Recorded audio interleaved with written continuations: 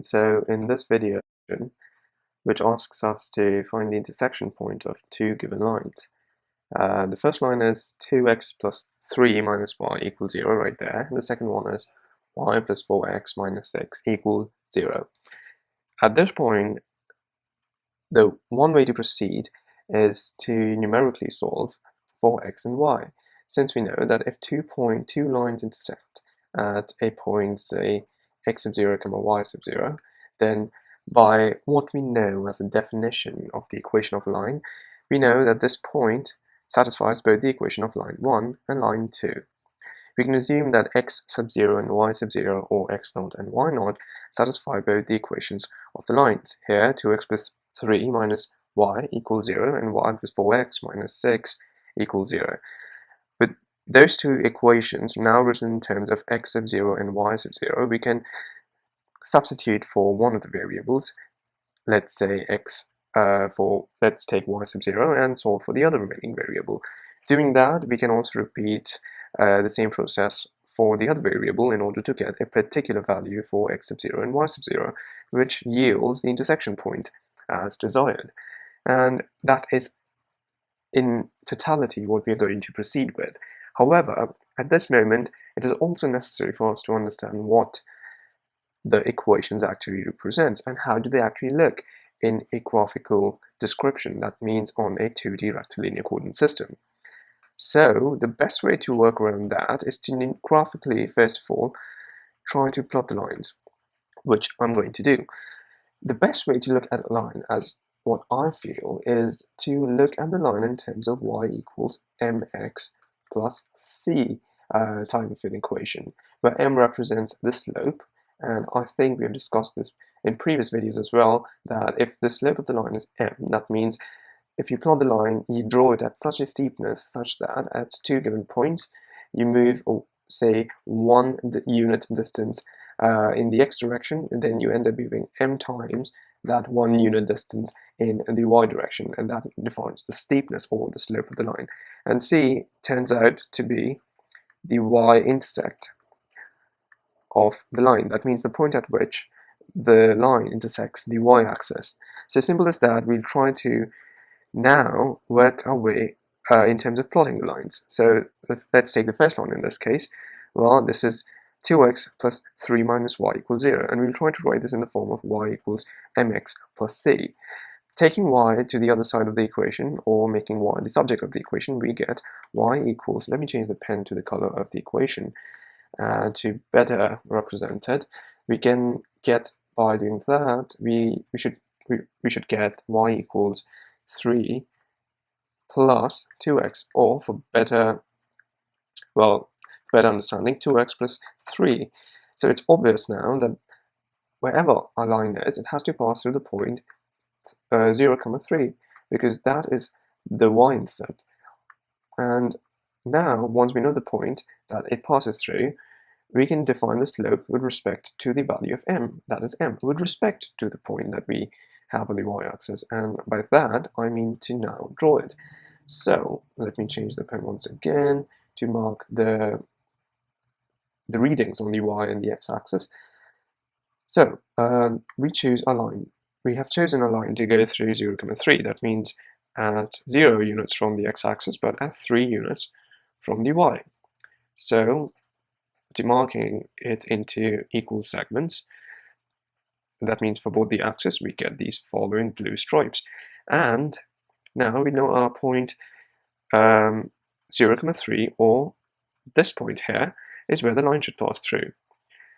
But so the line at this point can be in any direction, but we also know that the line has a slope of 2. That means if we go 1 unit in the x direction, which is similar and equal to 1 unit there, parallel to the x-axis as well, we must go 2 units in the y direction. So this is 1, this is 2.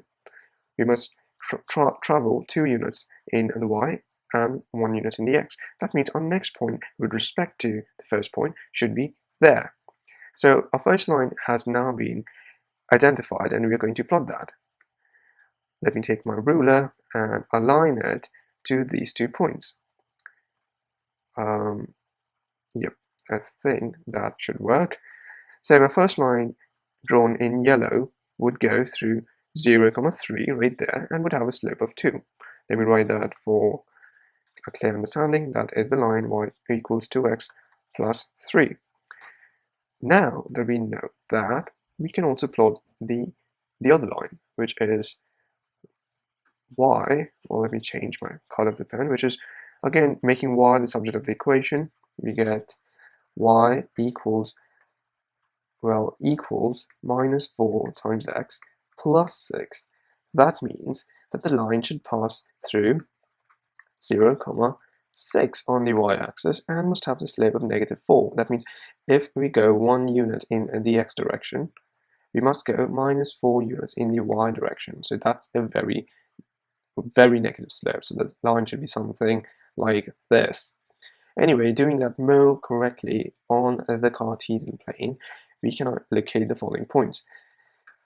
Changing my color again, let's first locate the first point, which is 0, 6. That is the y-intercept of the line. So 0, 1, 2, 3, 4, 5, 6, which is here. And the second point must be defined with respect to the slope. So we now go 1 unit in the x direction, stop there, and we travel minus 4 units in the y. So we go 1, 2, 3, and 4 right there. So this is the second point on the line with respect to the first one. Now all we need to do is join both of them. So let's do that, let's align them properly, and there we go. Back to the orange color that we chose to write the line in the first place. So this is a second line, and the equation on the line is, as I've written before, y equals negative 4x plus 6. You can see that this height here is 6, and this height here is 3, as is given by the y-intercepts. I'm just reiterating many of the facts to make it clear at this moment. Right, so we have it now. We have the lines drawn, and we know that there's only one intersection point, which is right there. Let me change my color. This is my intersection point right there. Now, there are many ways to actually work this out, but we can also estimate the intersection point just by looking at the coordinates of this point. So we know that this point lies somewhere between x equal to 0, because it's not all the way here, and somewhere between x equal to 1. So between x equal to 0 and 1. So it's somewhere in the middle. It kind of looks like it's at x equal to 0.5, because if I drop a vertical perpendicular to the x-axis, well, that sort of looks right in the middle of the first unit length. So this is 1, this must be 0.5. So I'm just approximating it at this point, and the second point at which it, the second information, that is the y-coordinate, would be given if I drop a perpendicular on the y-axis right there. And if I do that, I see that the perpendicular lands at very close to this demarcation, which is at the height of 1, 2, 3, or 4, or in the other direction, the same thing, 1, 2, 3, and 4. So our point should be close to, well, 0.5 and 4. This should be somewhere around the answer. It could be 0.7, 0.56, something other than that, but I have a strong hunch that it should be somewhere there. Doing it properly, what we can do is we can solve for x and y. So let's write both the equations.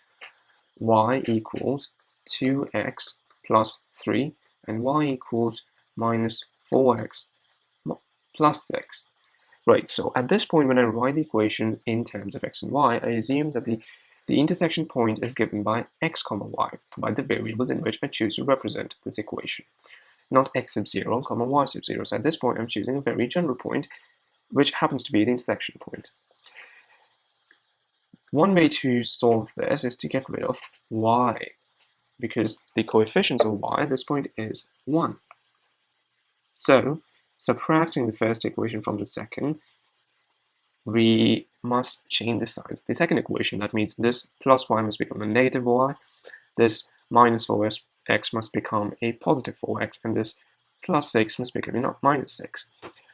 Adding them up now, that means adding the first equation to the negative of the second equation, which is the same thing as subtracting them. We get 0, which is because I have a y minus y on my left-hand side, and we get a 2 plus 4, that is a 6 times x, and we get a 3 minus 6, which is a negative 3. So our equation now becomes an equation just in the variable x. 6x minus 3 equals 0, or x equals 3 by 6, or 1 by 2, which is the same thing as saying 0.5. So our estimate turns out to be the right value. So we must be really proud of ourselves at this point. Second of all, we are not done. We need to actually find out the y coordinate of this point as well, and we anticipate that must be equal to 4, or somewhere close at least. Doing the same thing now, we can either get rid of the components of x from both the equations, or we can use this very strong and important information to substitute in either of the equations to solve for y. Let's take the first equation and substitute the value of x equals 0.5 there. We get 2 times 0.5 plus 3 should be equal to y. Solving this further, 2 times 0.1 is just 1, and we get y equals 1 plus 3, or simple as 4. So even our second coordinate, or the y coordinate, matches up very well, which it turns out to be just the case at what we have drawn. And this is a fascinating point at this point, because we ended up drawing the lines to the best of our accuracy as what we could manage, and we anticipated that the point should be close to 0.5, 4. Solving it numerically, we actually got the point to be exactly 0.5, 4, which shouldn't be rather surprising, but should be confirming and something that assures us that what we are doing is actually correct. So there were two ways of looking at the intersection of two lines. One way is to graphically plot them and anticipate the intersection, which may not be the right thing to do many times, because you may not be able to draw the axis with the accuracy level that you wish to do and you wish to work with. But the other way is rather more accurate, where you take both the equations, you solve them for the point x, y, which is the point of intersection, x, y. And you eliminate one of the variables. In this case, we first eliminated y, because the coefficients of y in both the equations was 1. And we basically subtracted both the equations, ended up solving for x. And then we use the value for x, that means the x coordinate of the intersection point, substituted back in one of the equations solved for y. I can also substitute x equals 0.5 in the other equation. Let me change my color again to work this out. So let's see the second equation. Y equals, well, let me write it this way. Y plus 4 times x minus 6 equals 0. Now substituting x as 0.5, we should get y plus 2 minus 6 equals 0. Or y minus 4 should be 0, or y equals 4. It's the same thing as what we got from the first equation. So it shouldn't be any different, because they both are satisfying the common point. And so if we choose to solve for x and y by either of the equations, we must get the same answer. That is what we define as intersection point in the first place. So I hope this video made sense, and I hope it helped you with looking at two daunting equations and solving for the intersection point. It's rather simple. You can actually go with plotting them or solving them numerically like I did here.